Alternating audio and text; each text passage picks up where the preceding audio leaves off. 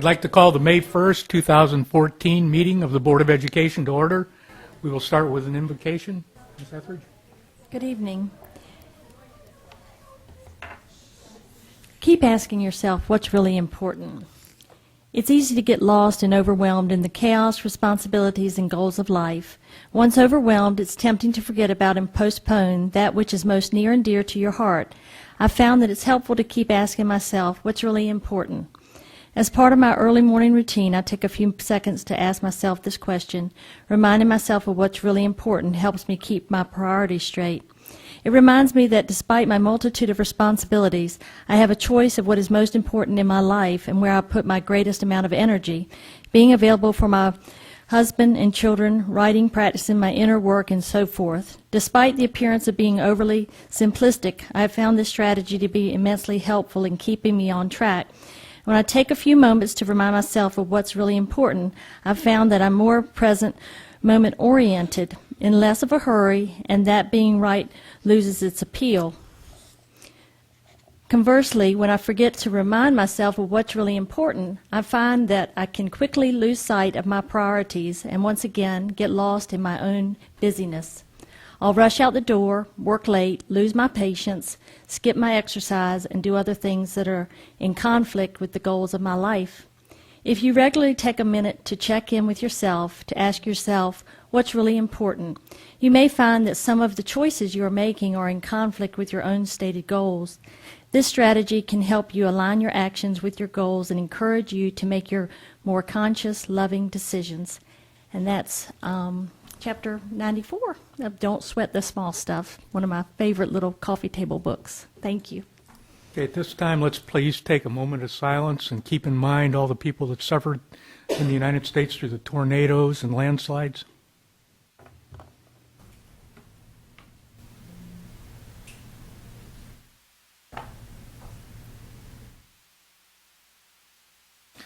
Thank you. And now Principal Rhonda James Davis from Currituck County Middle School will introduce the person who will lead us in the Pledge of Allegiance. Dr. Daubney, Mrs. Sholu, Board of Education members, good evening to everyone. Tonight we're going to have Mr. Chaz Connors to come up. Chaz is the son of Brett and Charlotte Connors. He is the president of our and actually Chaz started at Central Elementary being the flag attendant or the flag bearer, and that's continued for the whole 3 years at Currituck County Middle School.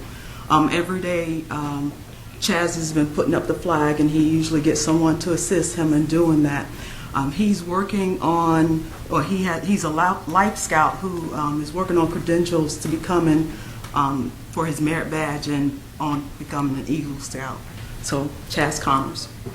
Okay, would you all please rise for the Pledge of Allegiance? Pledge allegiance to the flag of the United States of America and to the republic for which it stands, one nation, under God, indivisible, with liberty and justice for all. Thank you, Chaz. Okay, the school spotlight this month is also on Currituck County Middle School, and I'll turn it back over to Principal Rhonda James Davis. Dr. Daubney and the Board of Education. Last year, I guess about in maybe December, January, Mrs. Scholler approached me about the possibility of Currituck County Middle School students and staff being a part of a project with the North Carolina Museum of Art called the Art of Collaboration. Tonight we have a team of teachers and students here, and that's what our school spotlight is going to be on. The Art of Collaboration project is funded by the Wells Fargo Foundation, and students integrate art throughout the curriculum. By integrating art, it's proven that it helps students to develop critical thinking skills, problem-solving skills. It helps with student motivation, and I've been pleased with the job that I've seen them to do. As a matter of fact, tonight, once they leave, our 8th graders, all of our 8th graders, with the exception of about 3 or 4 who had conflict, maybe 5, will be taking a trip to Raleigh tomorrow. So they're leaving 6 o'clock in the morning. This time I'm going to turn it over to Mrs. Walker. She is the team leader for that Art of Collaboration team, and we call it the AOC team. I'll just introduce some of the staff members who are here working on the project. We do have 2 teachers from each grade level working on that project. 6th grade we have, and she's here tonight with us, Mrs. Melody Banks, also on that team, if you want to just stand for a second. Miss Banks and Mrs. Paulin. For 6th grade, 7th grade, we have Mr. Metz, and he is here representing his team, along with Mrs. Fifield. And of course, because of the field trip tomorrow, the 2 8th grade teachers are preparing for that, so they're not here tonight, but it's Kim Jackson and Tara Farrell. In addition, we have Mrs. Mezier, who is our AIG teacher, and she's here with us tonight. Like I said, Mrs. Walker is our team leader for that. She's our media coordinator, and Mrs. Megan Sadler, who's not here tonight, but she is our art teacher, and of course we have part-time art. So at this time I'll turn it over to Mrs. Walker.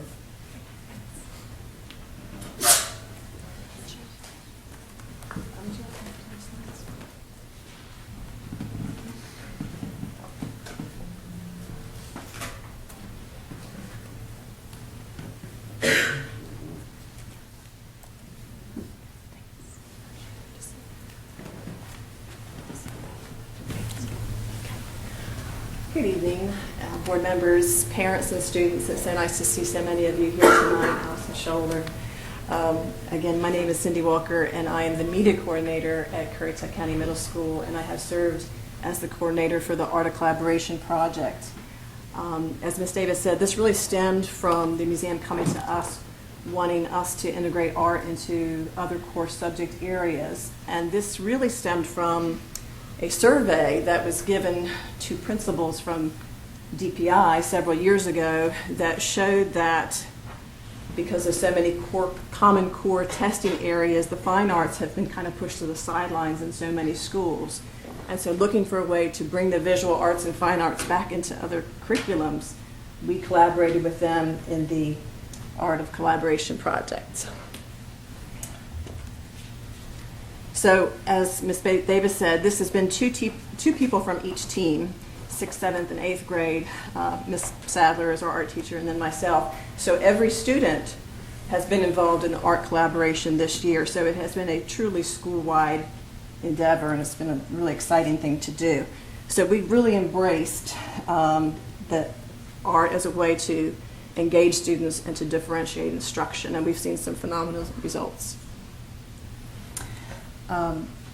So because all disciplines were used or collaborated with, we've integrated the visual arts with science, social studies, language arts, math, and we've seen students really grow from that. They've learned critical thinking skills, they solve problems easier, they learn how to transfer knowledge from one area to another more easily.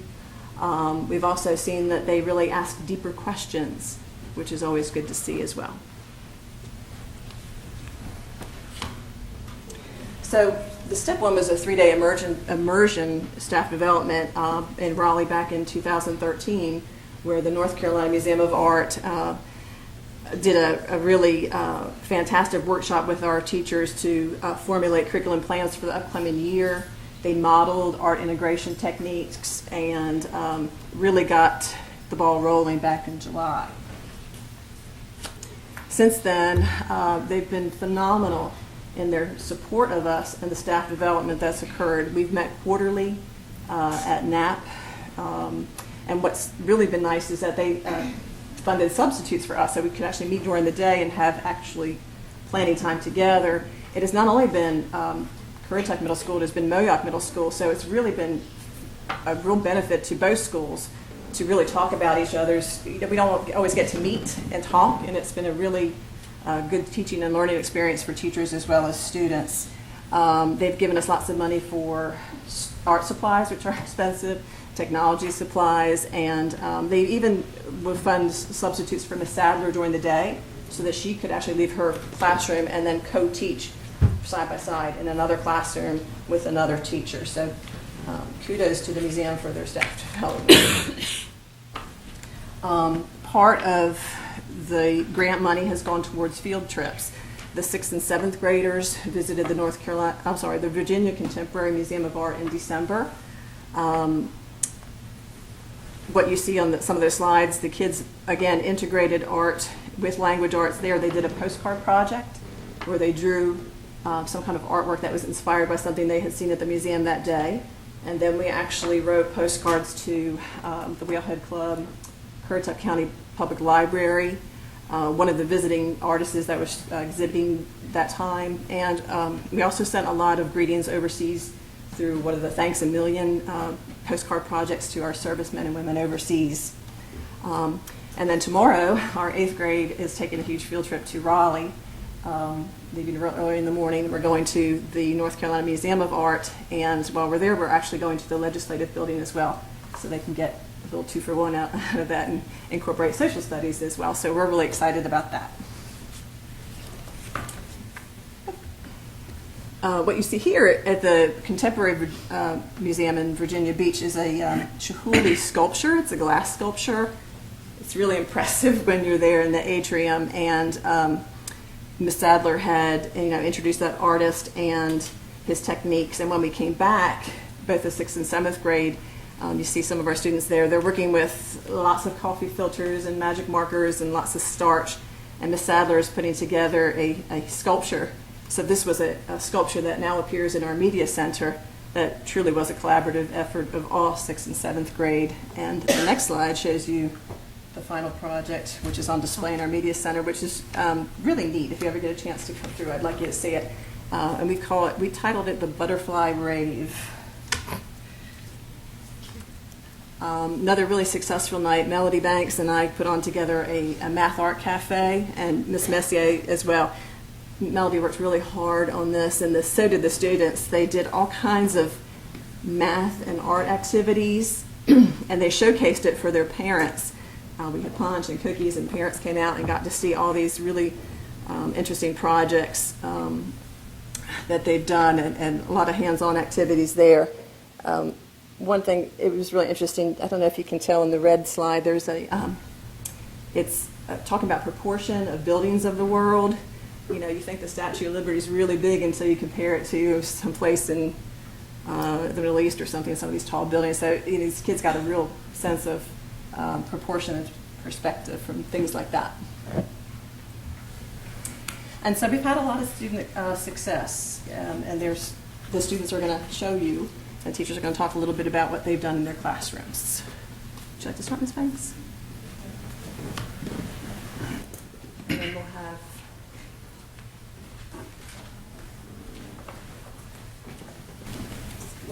the kids can come up too.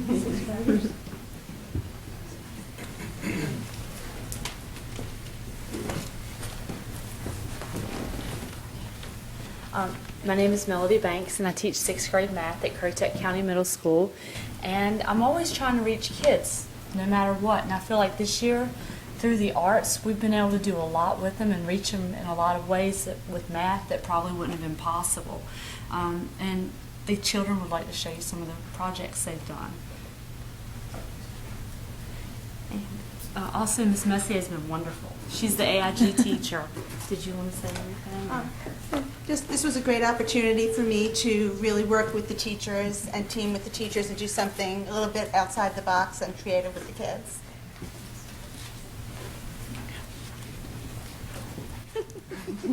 Wow. It's a very coordinated effort right there. Good job. This evening, we will be presenting the surface area project. We were inspired by the beautiful towns in Paris. We first found the dimensions of our buildings so we could find the perimeter area. We also used the dimensions to find the surface area of the buildings. Then we cut pieces of paper to match the dimensions on our buildings. We then made a backdrop of the Eiffel Tower since our buildings are in Paris. Great. Good job. Great.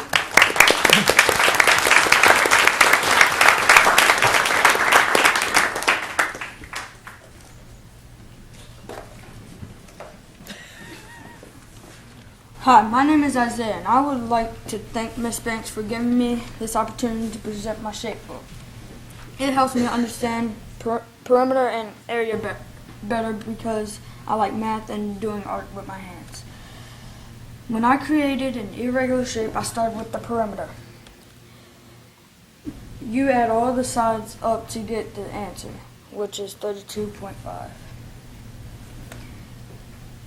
Then, to find the area, because it's an irregular shape, I drew a dotted line to form two rectangles. You multiply the outside of each shape, then add up both of your answers and you get to your area.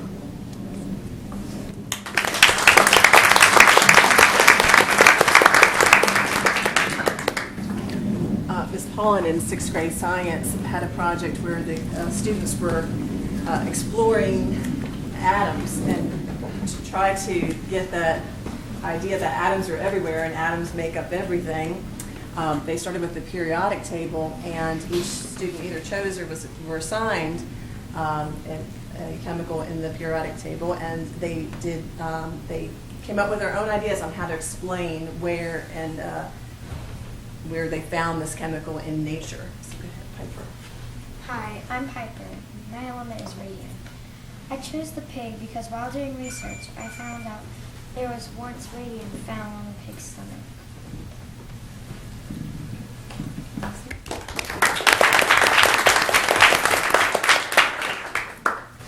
Hi, my name is Alicia. My element is gold. I chose the coffin of a pharaoh because it was the first thing that popped into my mind.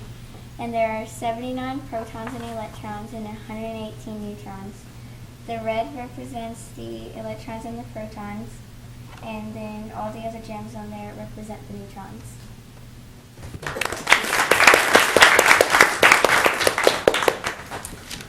8th grade did a really neat project. Where's Jeremiah? There he is. One up. This was a collaboration between Miss Sadler's art students and our language arts teacher, and they did an in-ground Poe project. Hi, my name is Jeremiah, and I created this collage after we read Edgar Allan Poe's The Telltale Heart. I chose the quote, "Villains, I shriek, dissemble no more. I admit the deed. Tear up the planks. Here, here, it is the beating of a hideous heart." Because it really shows how gory and mentally insane the narrative from the story was, but it also made sure to make sure everything was realistic so you felt like you were in the narrator's mind.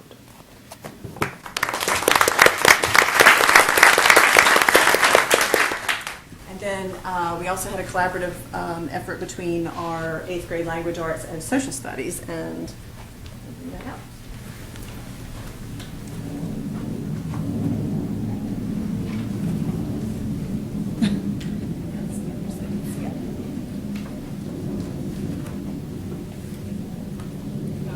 Hi, I'm Haley. This is Anna. In English class, we read a poem called Power Beer's Ride, and in social studies, we created word art that has something to do with the revolution or the poem. For instance, spark represents the figurative spark that inspired the patriots to act against the British. And the word lantern represents what Paul Revere signaled to warn his town that the British are coming. He used the words, "one if by land and two if by sea."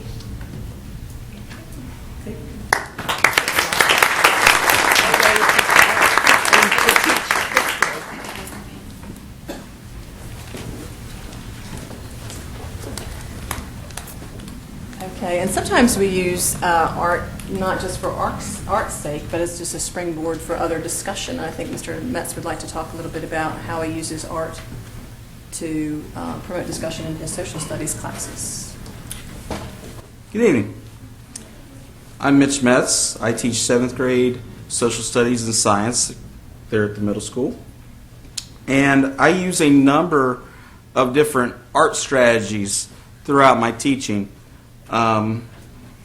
Sometimes political cartoons, sometimes real-life paintings and pictures that come directly out of literature or famous books. And we're going to do a little bit of a very short project, one that I shared with my students this year. I'm going to ask if you could participate in that as well. So if you would, please pass these down. Is this pass-fail or? I haven't decided yet. Let's see. Isis, if you could come up here. She is our 7th grade representative for this project. she knows a little bit about this. If she could kind of start it off for us, that would be great. An absolute monarchy is where one ruler or person has all power. Absolute monarchy is where one person has all the power. They have to be a king or a queen, right? Yes. Absolutely. Okay, I'm going to show you an actual woodcut, which is a piece of art. And how a woodcut works is you carve this picture out of wood, you put ink on it, and then now you can print it in an actual book. The famous book we have here is The Leviathan, written by Thomas Hobbes. Thomas Hobbes is an Enlightenment thinker that we studied this year. And you can see on the inside cover of his original book, he does have a picture there. Here's the picture blown up. And if you could participate with me. Which features in this woodcut support an absolute monarchy form of government? You could write briefly on your paper. Which things you see in this picture that would establish, or this woodcut, that would establish a absolute monarchy form of government?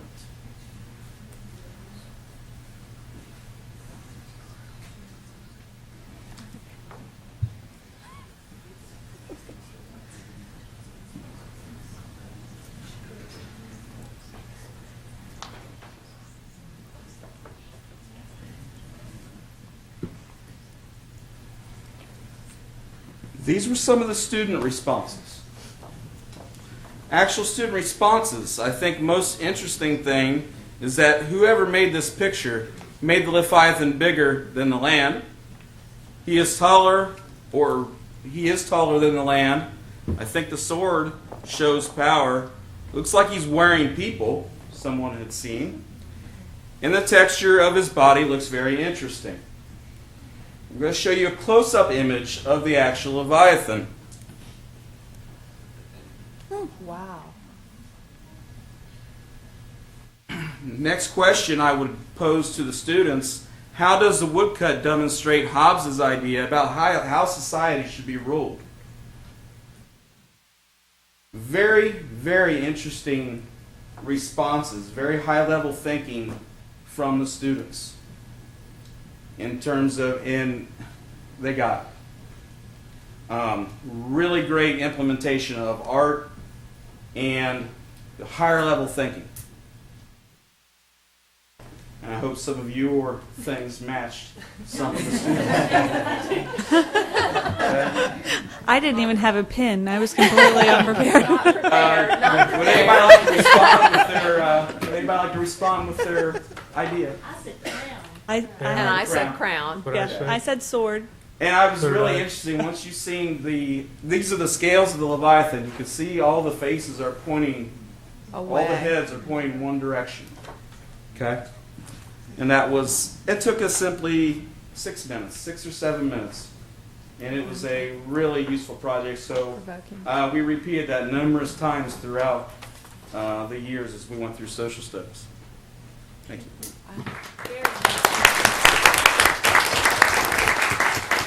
So as you can see, we've used art cross-curricularly in lots of different subject areas, sometimes just as a springboard for other deeper discussions, sometimes just enjoyment for art's sake. And we're really proud of the work we've done. Several of our students, we submitted 23 pieces of artwork to the North Carolina Museum of Art for a student exhibition. 7 were selected, so 7 of our students, starting tomorrow, we're actually going to see them when we're out of Raleigh. 7 of our students are exhibited in the museum, framed with their name on there, maybe an explanation of how they came about that project. And so we're very excited and very proud of those students as well. That's all from all 3 grade levels as well. So it's been very successful, and it's something that we can, even though the grant stops here, we've learned so many new things, we can continue it, and we're really excited about other things that we have planned for next year. Thank you. Thank you.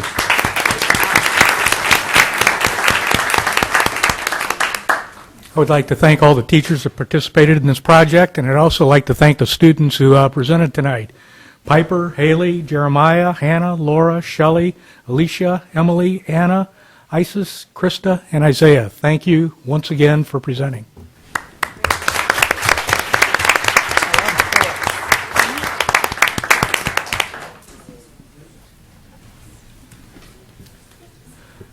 Okay, next on the agenda is an update from the work session that we had earlier. And during the work session, the board considered input from parents, students, and staff, and decided to have the Currituck County High School graduation Friday, the 13th of June, on the football field, with provisions made in case there is inclement weather.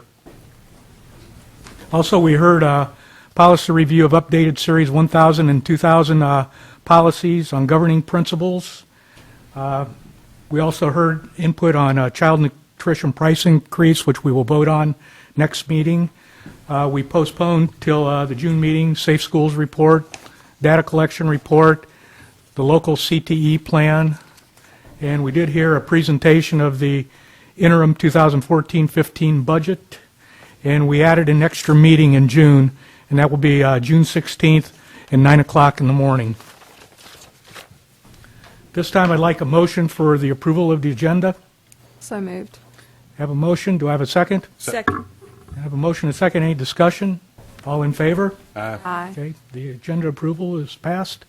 Next, student board member reports. Thomas, Katie, Rick, and Alexandra. Good evening. The end of the school year is a great time of reflection and celebration and taking a deep breath that we made it this far. We still have exams coming up and EOGs and all that fun stuff. But also in May, we have a lot of events that will be recognizing the many impressive accomplishments of Currituck County School students. So Katie and I are going to tell you about some of those happening at the high school.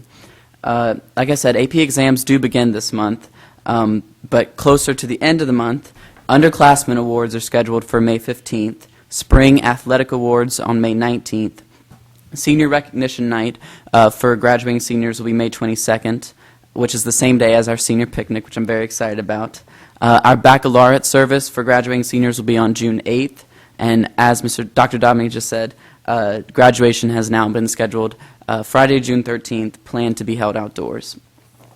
Also, Relay for Life is this weekend. It's a great community event, and I encourage everyone to come out and participate. I believe it has been moved to the parking lot due to the drenching rains we've had this past week, but still at the high school campus. So come out and support a great cause. The Spring Band and Chorus concert is on May 8th. We have some amazing student vocalists and instrumentalists, so a fantastic show is guaranteed, and that's also thanks to our great directors. And prom is May 31st. So buy your tickets, they went on sale today. As our senior shirt will also be going on sale the week of May the 12th, beginning May 12th. Good evening, y'all.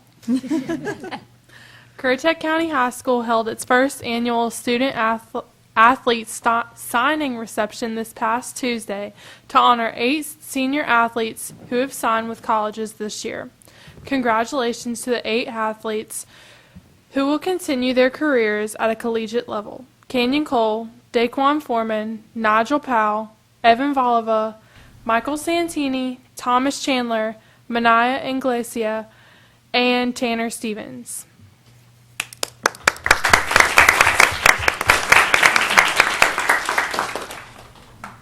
As NAP wraps up its year, college exam week is next week, and then high school exam week is 2 weeks from now, going from the 19th to the 23rd.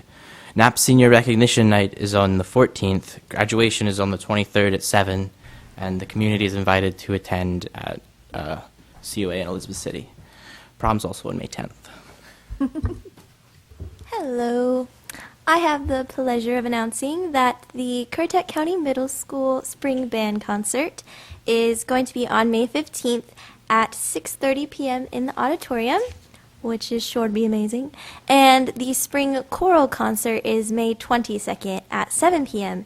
in the auditorium. And I just wanted to tell you all Happy May. Yeah, thank you. Thank you. I've always heard that as long as there are exams in school, there will be prayer in school. Okay, next, we will hear a presentation from the Barber Shop Quartet from the Music Man. And Mr. White, Buddy White, if you'd like to come up and introduce and get things started. And by the way, what a presentation that was.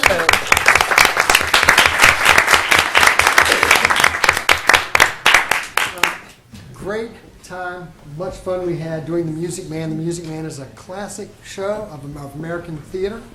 We have some of the cast members. We had a cast of about, let's say, 70. It's a very large cast this year. Representing all the wonderful performers. I'll tell you their character names. I'm going to mess this up, and their real names. Playing J.C. Squires is Mitchell Mulkey. Ewart Dunlop is Alec Dimplewolf. Professor Harold Hill is Thomas Poston. Oliver Hicks is Sky Poshar. And Owen Britt is... Olin Britt. See, I told you I'd mess it up. Olin Britt is Okoye Diaz. So many O's. You don't need to hear me talk. I'm going to let you hear them sing. You'll never forget the day. Light a rose. Same as that old song. Light a rose, I'm home again, Rose. To get the sun back in the sky. Light a rose, I'm home again, Rose. About 1,000 kisses shy. Ding dong ding, I can hear the chapel bell chime. Ding dong ding, at the least suggestion I'll pop the question. Light a rose, I'm home again, Rose, without a sweetheart to my name. Light a rose, now everyone knows that I am hoping you're the same. So here is my love song, not fancy or fine. Light a rose, oh, won't you be mine? Light a rose, oh, light a rose, oh, light a rose.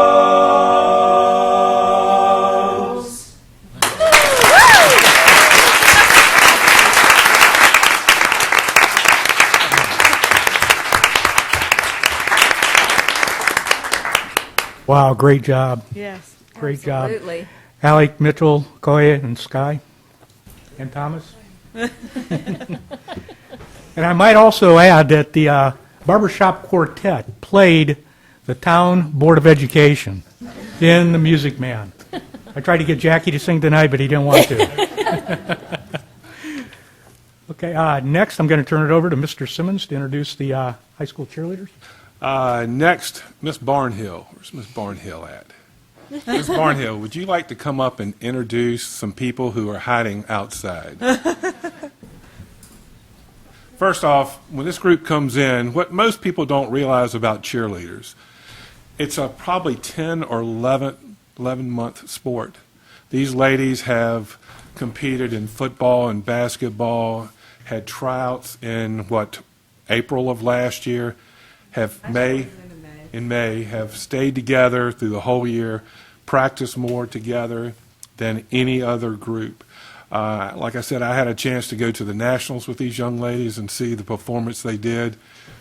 I couldn't wait to get back to Currituck and tell people, and I was just so glad to have them come to our board meeting tonight. Good morning, girls. They did really good job.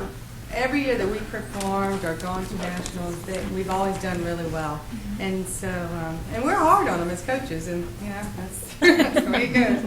But the girls tonight would like to say something before we do a little cheer for you guys. Hi, my name's Emily Collier. I'm a senior, and I was captain of the varsity cheerleading team this year. Hi, my name is Brooklyn Midget. I'm a junior, and I was captain of the varsity cheerleading squad this year. Hi, my name is Chandler Pace. I'm a sophomore, and I was captain of the JV football squad this year. Hi, my name is Kenzie Painter. I'm a sophomore, and I'm captain of the JV squad this year. Hi, I'm Kimmy Jones, and I was on the varsity cheerleading. Hi, I'm Madison Hartman, and I was on the varsity cheerleading squad. Hi, I'm Neely Garris. I was on the junior varsity cheerleading. Hi, I'm Lila Hannig, and I was on the junior varsity cheerleading team. I'm Hannah Glenn, and I was on the junior varsity cheerleading team. I'm Rebecca Baumgartner, and I was on the varsity cheerleading team. I'm Alina Abelis, and I was on the varsity cheerleading. I'm Shakira Mullen, and I was on the varsity team. I'm Alex Miller, and I was on the junior varsity. I'm Spencer, and I was on the junior varsity team. I'm Clay Scott, and I was on the junior varsity team. I'm Mikhail Carroll, and I was on the varsity team. I'm Miller McDonald, and I was on the junior varsity team. I'm Julie Vasco, and I was on the varsity squad. I'm Laura Cutler, and I was on the varsity squad. I'm Hannah LeMay, and I was on the varsity squad. And we're very proud of all the girls. We want to thank you for inviting us to come here tonight, and they're going to say a couple of things. It has been an amazing year for us. We are 3-time conference champs this year.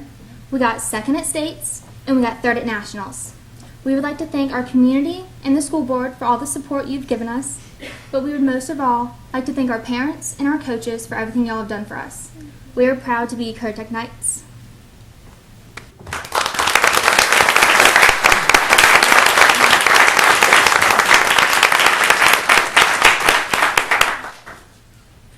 Ready? We say Currituck, you say Knights. Currituck, Knights. Currituck, Knights. We say red, you say white. Red, white, red, white. We say number, you say 1. Number, 1. Number, 1. We say thank you, you say school board. Thank you, school board. Thank you, school board. Knights.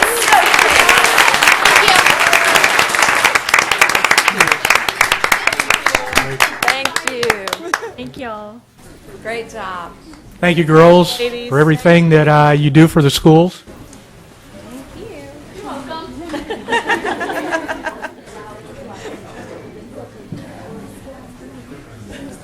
And like Mr. Simmons mentioned, that is probably the longest athletic season there is, and they accomplished a lot over this last year.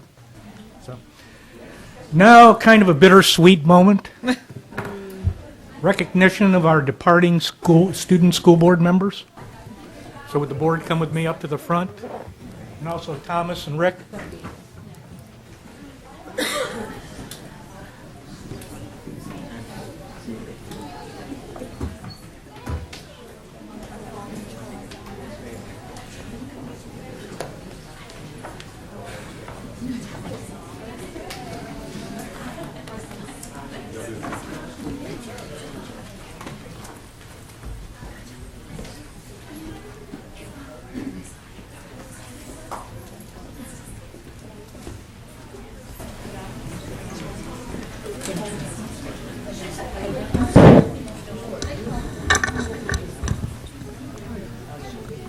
Okay, our first departing student school board member, Thomas Poston. Thomas. We would like to present you with this plaque that says Thomas Poston, Student School Board Member 2012-2014, in appreciation for proudly serving and representing the students of Currituck County Schools, presented by the Currituck County Board of Education, May 1st, 2014. Thank you very much, Thomas.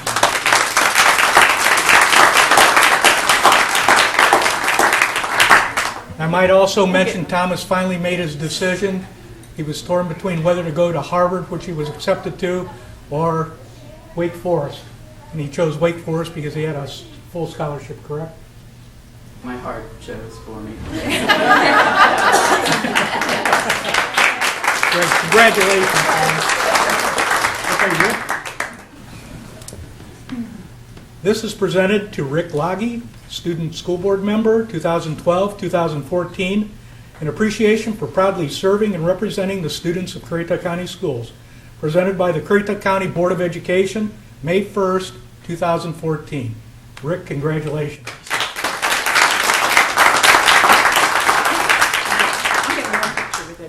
And Rick has a full scholarship to UNC Chapel Hill. One big group hug here. All right, can I get the boys to come forward and kind of stand between? Just don't block everybody. You can sit right in the middle. Perfect. Look at that. Look at that. Beautiful. Family portrait. Beautiful. Thank you. Congratulations.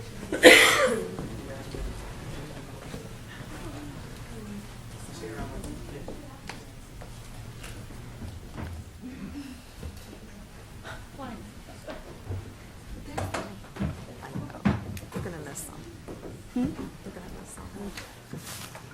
And like Miss Kinzel said, it was a family portrait, and we appreciate their being part of our school board family.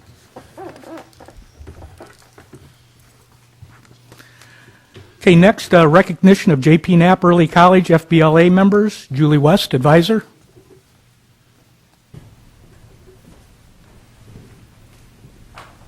Actually, I really wouldn't mind if my two members that are on your board would come down because they're part of the success that they've had this year.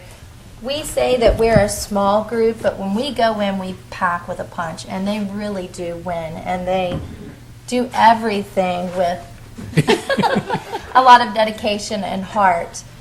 First off, I'm going to list all the things that they won. We had an open event, which is something that they don't prepare for. They walk in and they kind of take it just flat. And Phoebe Lease got top 10 in personal finance. Behind us, we have computer problem solving. Rick placed top 10 in the state also. We had cybersecurity, and that was Matt Krause with another top 10. We had an introduction to information technology with Cammie McMahon, and she had a top 10. We had, of course, our really wonderful Alexandra Carter led a group of students that did a parliamentary procedure. And it's a really difficult competition to do because you take a recognition test first, and then you go in with a performance and actually have to run a meeting. It's very stressful for them. They placed second in the state, and that would have been Alexandra, Daniel Broadnax, Alexis Harrington, and Cassidy Kiefer. They will also go on to Nashville, Tennessee to compete at the national level. So, of course, you're going to get that request here soon. And then Alexandra got the highest score on that written test, which earned her the spot of parliamentary at the state level, which I also have heard she's trying to do the national level, which I'm pretty sure she will do well at that. So I just want to say that they did a wonderful job. And I'd like to give Mr. Bass Knight our plaque that we earned at this particular event. Am I family? That's right. That's fine. You get in front. Yes. Please. There you go. Perfect. Guys, I have two families. Better say three. Three if you count the real one. Thank you. And again, I'm very proud of them, and I'm looking forward to going on to nationals and seeing more out of them. So We're very proud of them, too. Yes. thank you very much. Thank you.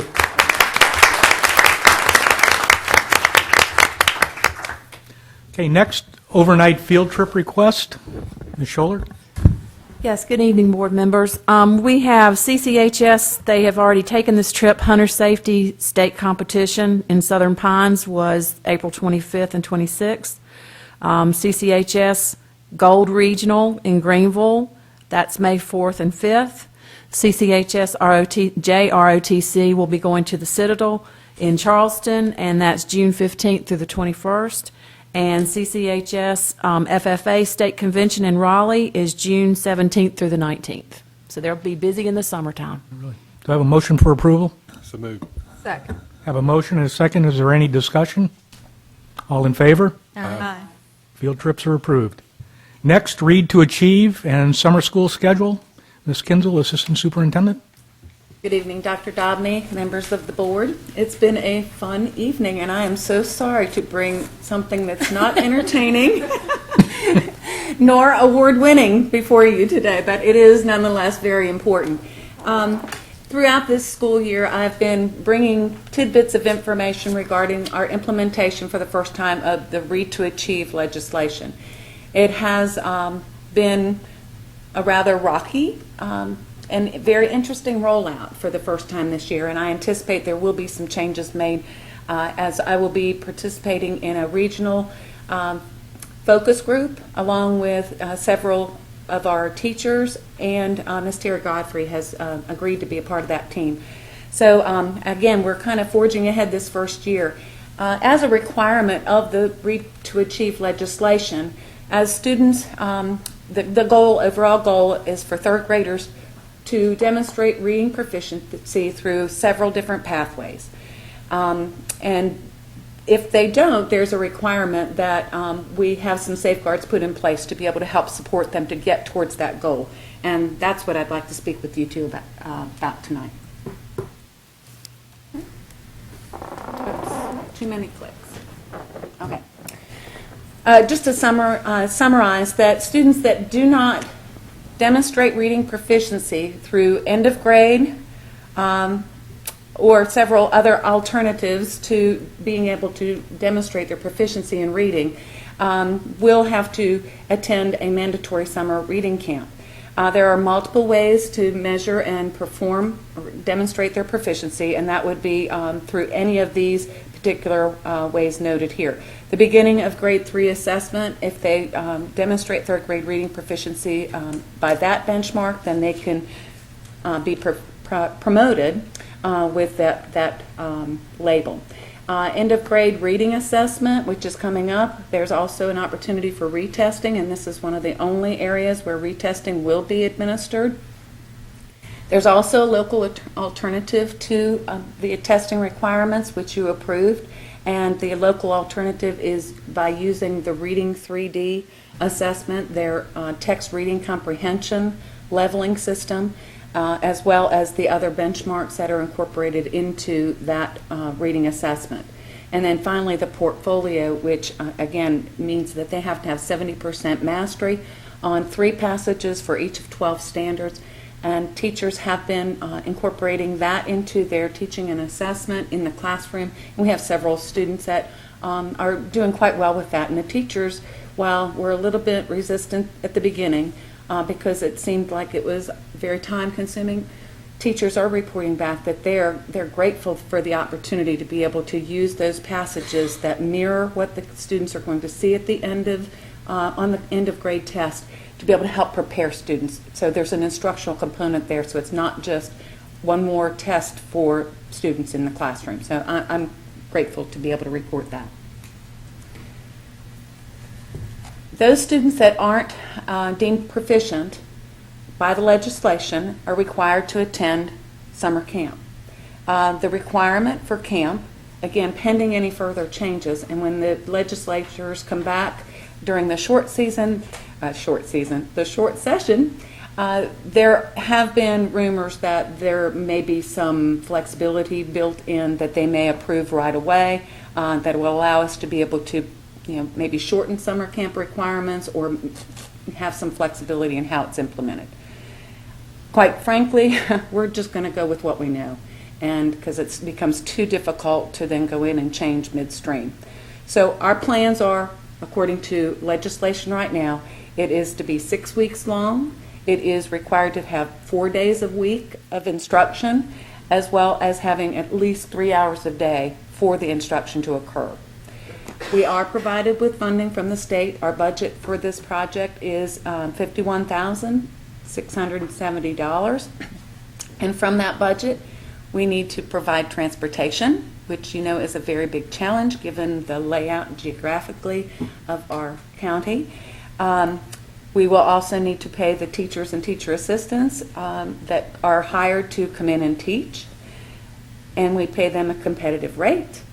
We also need to purchase some separate supplies and materials for the curriculum because obviously we want this to be something different than what they've been exposed to during the school year that obviously hadn't led to their proficiency. So we want something that's more intervention-based and more intensive, and also to help with the planning purposes. So we will be purchasing materials as well. Because of the requirement for it to be 3 hours a day, we are looking at providing child nutrition services, serving breakfast in the morning, and lunch before they leave us. Angela Rodriguez has been wonderful, our child nutrition director. She's looking at programs, and we are going to be able to offer this free of charge at one site completely in its entirety, saving us money from the budget. We're also going to be providing it otherwise at the other school site because we feel like it's our responsibility to be able to do that when we get the kids out. You'll notice the banner across the top, Camp Keep 'em Reading. And that is our goal. So we're going to have a little catchy name, if that sticks, and we are going to work to keep students reading throughout the summer months, one, to strengthen their skills, but also to help kids from having that summer slide that often occurs because they don't read over the summertime as much as they read through the school year. So our preliminary plans for summer camp are these. And I want to not only inform the board but also inform the public about this because I'm really excited about the plans we've made. We will have 3 sites. Sharborough Elementary will serve students from Sharborough and Moyock. We'll have a site at W.T. Griggs that will serve students from Griggs as well as Jarvisburg. And Knott's Island will be run as well, and a modified camp will be provided there. The numbers they have in terms of our preliminary estimates are much lower than what we would find in some of our larger schools on the mainland. So we will be able to modify, and quite frankly, if we get some flexibility, that's where it's really going to help us because we are still going to be held to that same requirement on Knott's Island to serve 3 to 4 kids as we are on the mainland for some sites that may have 30 to 40 kids. We're going to be beginning, it'll be a Monday through Thursday camp, and it will begin June 30th and end on August 7th. Transportation will be provided, as I said, but it'll be done through neighborhood stops. It will not be the closer stops that we're used to during the school year. Daycare pickup and drop off where it's feasible and where it works within the routes that we've established will be part of that. And the routes will be finalized and provided to the parents once we have them all when we have them finalized. Canned breakfast lunch will be provided at no cost to the students. And then the really important and really exciting part, we have been able to partner. As we began planning for this, one of my biggest concerns was to think about what's going to happen to these students during the summertime that would typically, it's a midday. It's a midday dismissal. What are they going to do with them? And how parents would maybe opt out of sending their students because of the fact that they had no place to go with them after the summer reading camp being held at the schools. So we reached out to our partners in the county and worked with 4-H as well as the YMCA, and they are already offering summer camps. They've changed some of their programming to mirror our weeks. Another reason why we're not going to change anything after we start this. And they're going to be offering a camp-to-camp transition. So we're partnering with them, and 4-H is going to be working with sites at our 2 locations on the mainland. They are offering special half-day rates, which understanding that their parents are going to be able to send their students to a full summer's worth of camp and supervision for half the cost. 4-H camp, the special reduced rate for those participating in our camp will be $35 a week. Wow. It will mirror the Monday through Thursday schedule that we have, and they will have STEM-themed activities integrated through their programming. And then it will run through 6 o'clock in the evening where parents would need to pick them up at the sites. The YMCA's Endless Summer program is going to partner with us in a different way. They are holding their camp at the YMCA this year, and we're going to provide transportation anyway, so we're going to hopefully take a lot of our students straight over to the Y, where they will be able to enjoy the YMCA's facilities for swimming in the afternoon. This will be Monday through Friday for a charge of $60, regardless whether you're a member of the Y or not. Again, a very reasonable rate. They will be running 2 bus stop drop-off points at the end of the day. So again, very happy to have some partnerships going on that will help entice our parents to send their students to our camp when they're invited. Camp sign-up is going to begin very soon. Again, we're not going to wait until the last week of June before we identify which students need to attend camp. We're looking at our data right now, and we're going to ask teachers to identify students that would benefit from it. If at this point in time they haven't met proficiency, then they're struggling. And we want to be able to bring them in and strengthen them so they're not struggling. So we're going to work off the premise of a capacity of 100 students at each of our sites. We're going to begin inviting students of third grade that would benefit from attending the program. We'll begin that May 15th. And as we get them, by the end of May, we'll have enrollment numbers by then. Then we can open up. If, for example, we can enroll 50 or 60 students from third grade, then they will take that many slots. And then we can offer to second graders that may be struggling and be able to bring them in, offer them the same type of a program, strengthening their reading skills before they get to the third grade requirement. If we have capacity, then we'll reach down to first grade. So our goal is to fill 100 slots, regardless what grade level, but really focusing third grade first.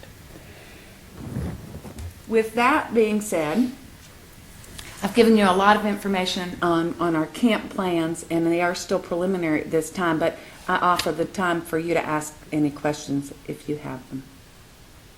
Any questions? No questions, just a comment. I think it's a wonderful program. And Wonderful with opportunity. The Y and the 4-H, uniting with us, I think it's great. Yeah.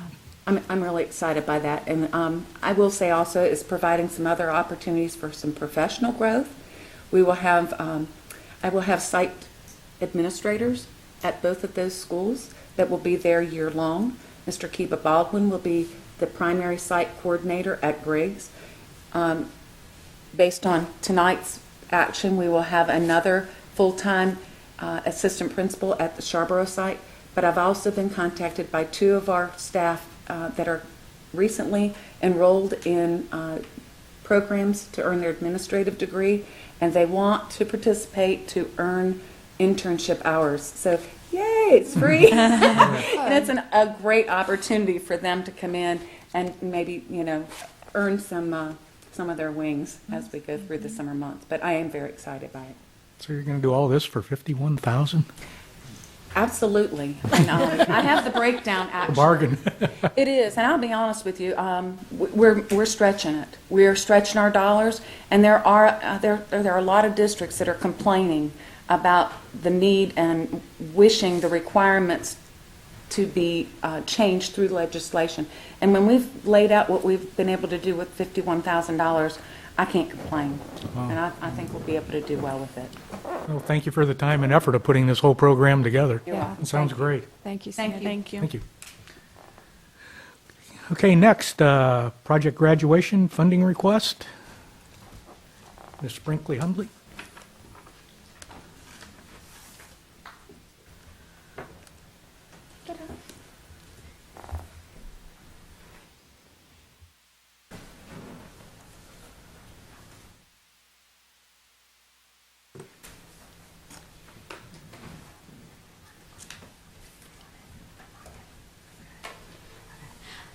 Good evening. Hi, everyone. Dr. Dominic, Ms. Scholler, members of the board. We've come here tonight to request funds again for project graduation. You have been a huge supporter of us over the past few years that we've been doing project graduation. Last year we had a huge success, and we created a little PowerPoint to show some of the different things that we did, some pictures of the kids while they were having the evening.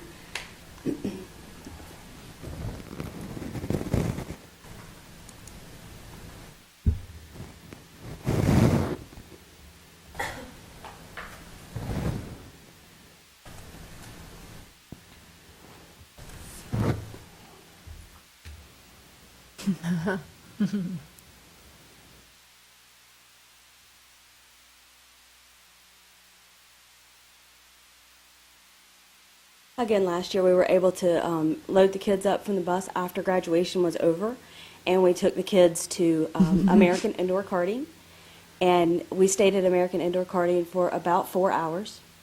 They got to go-kart race. They got to wrestle in the sumo suits that you saw. They had Xbox games, PlayStation games, all kinds of video games, air hockey. They got time to sit around and talk, not to mention that they had all-you-could-eat buffet from Moe's Catering.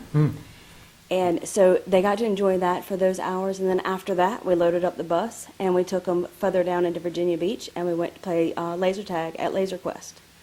After we had the rounds at Laser Quest, they had such a good time. We loaded them back up again, and then we took them to IHOP, and we had an all-you-could-eat breakfast buffet. Hey. We left IHOP, and we returned back to Currituck County High School. And when we got back to the high school, we gave away prizes. That's what you saw at the end of the PowerPoint. We were able to, with the donations and everything that we had, we were able to give away a lot of electronics as well as things for college as well as career-ready students. So we would come here tonight to request those same contributions from the board. What did we give last year? 4 netbooks and paid for the fuel for transportation. I think we can do better than that. That would be great. How much monetary was it last year? $6,000.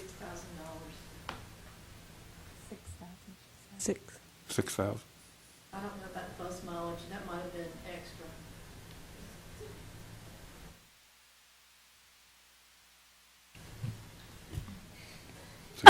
$65? Yeah, that's fine. 65? Do we need a motion? Motion. I make a motion, we give $6,500 to project graduation. Second? Second. Have a motion, and a second. Any discussion? All in favor? Aye. And hopefully you'll have another great project graduation this year. Thank you so much. Appreciate that. So I know it keeps the students safe, after graduation. That's what I was going to say. Anything that can keep our kids getting to spend time together, one of their last nights, and then stay somewhere safe, supervised, And they have a great time, and they talk about it for weeks and months afterwards. Thank you again. And thank you for what you guys do for the project graduation. Thank you. And anyone who wants to be a chaperone, more than welcome. Get IHOP. Meet us at that'll work. If you just want to meet us for part of it, I just want to get in the sumo suit. Great. Thank you again. Thank you. I did it at mine. Okay, next item, consent agenda. Do I have a motion for approval? So moved. Have a second. Have a motion and a second. Any discussion? All in favor? Aye. Motion passes. Nobody signed up for the public comments session, so we'll skip to the next item, which is information items. The next June work session will be on June 30th at the Knapp Professional Learning Center at 10 a.m.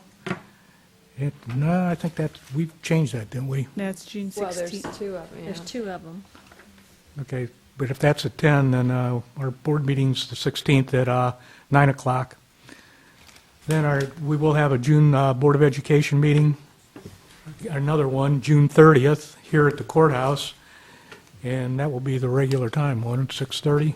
No, that's 11 it's right a.m. after that one. Right after the work session. We're having both of them in the morning? Yeah. Yes. We are? Yes. Can Deb be here to televise it? Yes. Oh, okay. And Dr. Dobney, depending on legislation, the June 16th one may or may not occur. Right. Okay, next, JP Knapp Early College Ceremony for the associate's degrees. Those students getting the associate's degrees will be May 15th at 7, and the early college graduation ceremony will be May 23rd at 7. And that will be held over at COA? Okay, great. Okay, then the Currituck County High School graduation ceremony will be the 13th at 7:30 outdoors, unless inclement weather decides to move it indoors. And if you want to see the calendar of events, you can go to the Currituck website. Also, Teacher and Staff Appreciation Week is next week, and we thank and appreciate every one of our employees, and we just would like to reiterate that and let them know we appreciate what they do for our kids and for the school district. Okay, next, board member comments. We'll start with Karen Etheridge. Yeah, just a couple things. Again, thanks go out to Buddy White and all the kids that participated in the musical Music Man. What a performance. I was able to attend that on Sunday afternoon and really enjoyed it, especially Thomas. I'm going to miss him dearly. What a fine young man. And Rick, You both have been a pleasure to work with. Both of you are just wonderful young men, and I'm very proud of you, and I'm proud to be able to work with you the last couple of years. As you know, Thomas is going to Wake Forest, and Rick's going to UNC Chapel Hill. What an accomplishment. I was able to go to Ag Day. Missy Swain, she drove me around on the golf cart and able to look at all the exhibits. What a fun day. Very educational for the kids. They were hands-on. They were having the best time. A little chilly that day, but it wasn't raining at least, so they were able to enjoy the festivities. We did have a loss in the community. Tammy Kite, one of our teachers, passed away, and I just wanted to tell the family and the friends of Tammy's that we're so sorry that she passed. Thank you. Mr. Simmons? Good things are happening in Currituck County Schools, and if you don't believe it, stay around here for a little while. Spring Fling at Shawborough and at Griggs, I had a great time at both of those. Ag Day, every third grader from Currituck County Schools went to Ag Day, and it was over 100 of our high school students there as chaperones, and I didn't get to ride in the golf cart. I had to walk. I had a chance to go to the alumni baseball and softball game. See all the old guys come back from Currituck County and play. The old guys played in a softball game, and then we had a baseball game afterwards. I believe I heard them say they had almost 70 people sign up to play who had played at Currituck County High School. I had a chance the other day to sit in on one of our classes at the high school, a Betty Har Salvo. She was a survivor of the Holocaust. And when I heard it was going on, I could not wait to go in. It was history talking, to sit there and watch somebody who had lived through that during World War II. It was just incredible. Our kids will never forget sitting there and listening to this lady tell her story about how she survived it. Baseball and softball, man, we got good teams, both of them, wonderful teams. It's getting near the end of the season, and the playoffs are going to start. If you get a chance, go see them. Had a chance to go with Ms. Kraft to Senator Cook's town hall meeting in Dare County about Common Core, and she and I had a chance to sit in and listen to what was going on with the Common Core. The athletic signing, they've already talked about it. We had eight people sign for their athletic scholarships, and that was really nice to see these kids in there together. And last but not least, Thomas, Rick, enjoyed it. Enjoyed seeing the play, Thomas. Wow, it was something. But I've enjoyed working with you two guys, and I don't know who's going to fill your spots, but they got big shoes to fill. Sure, you know who's going to fill their spots. yeah, the other It's going to be two. Katie and Alexandra. The next two that are coming up. The next two. Okay. Ms. Kraft? Yes. I visited several of the schools in April, or since our last meeting. I was at JP Knapp. We're trying to work out. I went to school at JP Knapp. I started first grade there, and so it was kind of nostalgic to walk some of those halls. And as I was talking, I said, well, you know, my mom went to school here too. So we're trying to work out, my mom and I going, and her giving her perception of JP Knapp. I went to Moyock Elementary School yesterday and visited in several of the classrooms, but I was in fourth grade Miss Philbrook's class, and they're preparing for an economics project, so that was interesting. And I was privileged to be the moderator of the elementary Battle of the Books that was held at Griggs Elementary. And I'm going to tell you what, these kids were amazing. It came down to a challenge, a tie between Moyock Elementary School and Shawborough. And I taught at Moyock Elementary School for 23 years, but they lost. Shawborough did an excellent job, won by 1 point. And as soon as I left there, I went to my adult book club, and I was telling those ladies, I can't often remember the name of the book, much less the author. These kids had to read 12 books, 12 selected books, and they had to be able to answer when I said in which book was da da da da da. They had to be able to give me the author or the title of the book and the author. And they didn't miss many, I'm going to tell you. They didn't miss many, so great job with them. I also went to the athletic signing reception, and I just wanted to say a thank you to Ms. Simmons and Ms. O'Brien for organizing and hosting that. I think they said this is the greatest number of athletes that we've had in the history of the school. I believe I'm right, yes. So. Anyway, a lot going on in Currituck, and guys, it's been great. Go ahead. Ms. Gaddis. I'm going to start by saying congratulations to Rick and Thomas. We're going to miss you guys, just because I don't want to forget at the end once I talk about all the great stuff that I did. I did visit 2 of our schools since the last board meeting. I visited Moyock Elementary and Scarborough Elementary, and unfortunately I left my notes in the car. But I can tell you that there were obviously, I mean, as you've heard everybody say, a ton of great stuff going in the schools. I walked up and down the halls. The upside to my visit this time, both of the principals were very busy doing their jobs, which is what they should have been doing when I arrived. So I actually got to wander around the schools by myself, which gives you a different perspective when you're not interrupting classes with the principal. So I got to peek in on all types of classes and see what they were doing. Gym classes, English classes, the whole, doing English lessons, math lessons, the whole 9 yards. It was phenomenal to see these kids engaged with their teachers and in doing what they were supposed to. But the one thing that I can tell you guys that struck me the most in both schools happened to me. As I am walking around, the majority of these kids have no earthly idea who I am. In both schools, Scarborough and Moyock Elementary, every child that walked by me in a hallway looked me in my eyes and told me hello or asked me if I was having a nice day. And on top of that, 3 of the kids stopped me in the hallways to ask me if I needed any help, which was phenomenal for an elementary school student. They owned their school. They were making sure that they're secure in their surroundings. They wanted to make sure that I didn't need any help, and they were polite and engaging.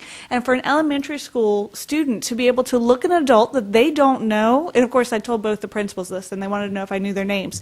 I didn't want to scare them, being a stranger and asking, who are you? What's your name? So unfortunately I don't know their names, but they were all 3 little girls, but just because I saw mostly little girls.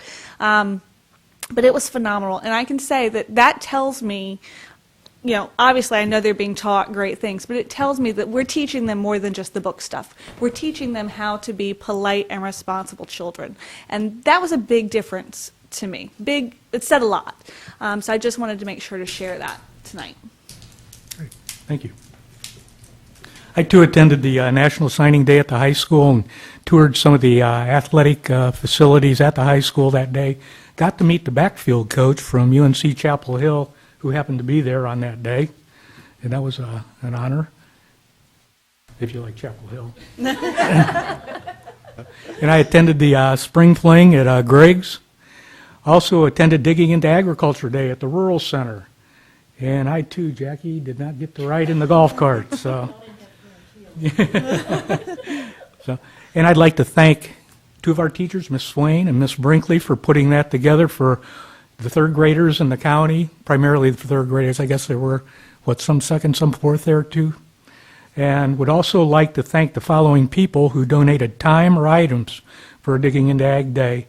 Renee Dowdy, the CTE director for the Currituck County Schools, the Currituck County Sheriff's Department, who I think had 3 exhibits there.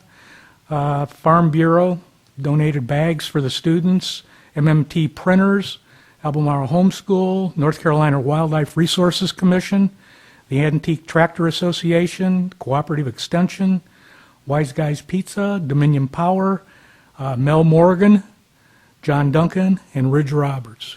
I'd like to thank all of them for helping make this a very successful day.